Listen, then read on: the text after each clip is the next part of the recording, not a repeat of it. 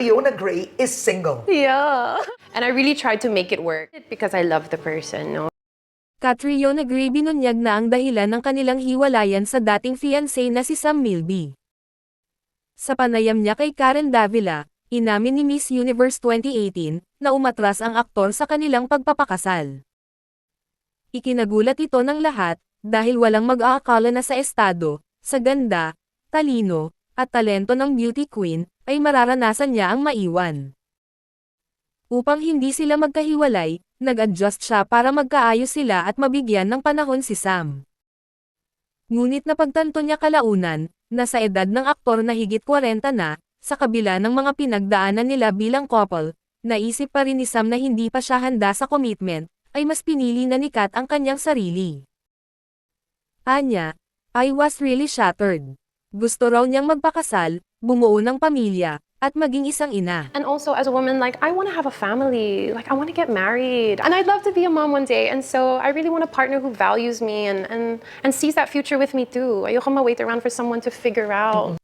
Hindi naging madali ang kanyang pinagdaanan. 2 taon, saka pa naghilom ang sugat.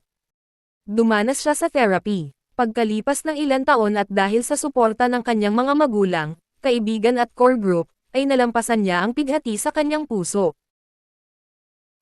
Kumusta ba ang kanilang relasyon ngayon? Anya, civil sila ngayon. Dahil nasa isang management sila, ang cornerstone ay hindi maiwasan ang pagkikita nila. Hanggang ngayon ay single pa rin si Kat, pero dating. Hindi na niya binasag kung sino-sino o exclusively dating ba siya. Kahit raw na labis siyang nasaktan, ay hindi niya isinirado ang kanyang puso, at bukas siya sa posibilidad na magkaroon ng panibagong pag-ibig. Pinagdadasal din niya ang kanyang future husband. We thought we were on because he had proposed.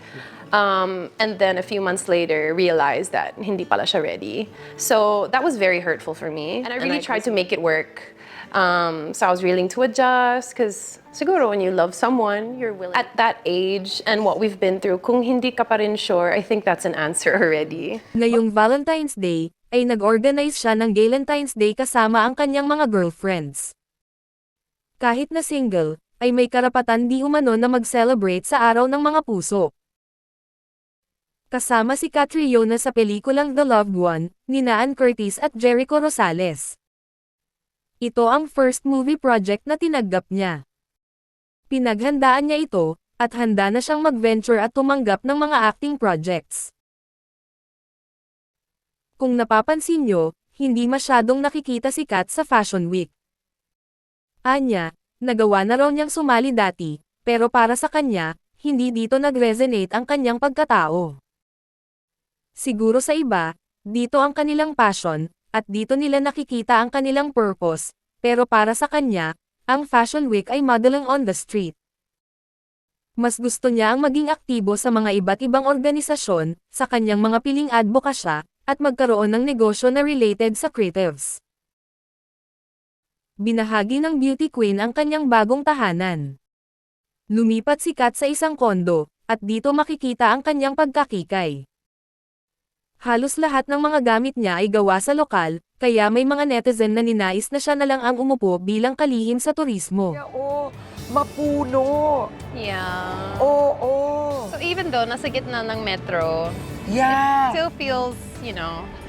Naging prangka din si Kat sa kasalukuyang ganap ng Miss Universe. Hindi na raw nabibigyan ng importansya ng kasalukuyang administrasyon, ang mga advokasya na pinagtutuunan dati ng organization. Kasalukuyan, ay walang formal partner charity ang Miss Universe.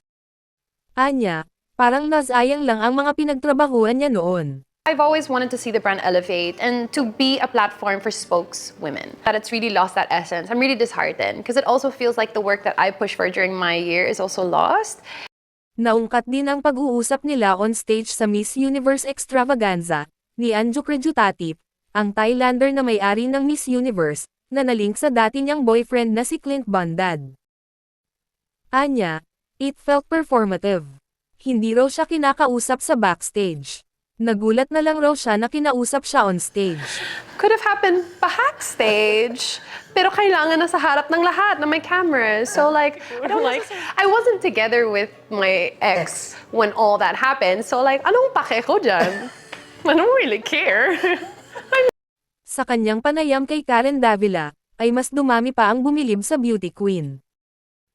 Marami ang namangha sa kanyang prinsipyo, at pagiging prangka. Marami din ang nakaintindi at nakarelate, kung bakit nanahimik siya sa kanilang hiwalayan ni Sam Milby.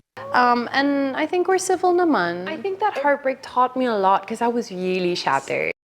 Bakit kaya hindi pa rin handa si Sam Milby na lumagay sa tahimik?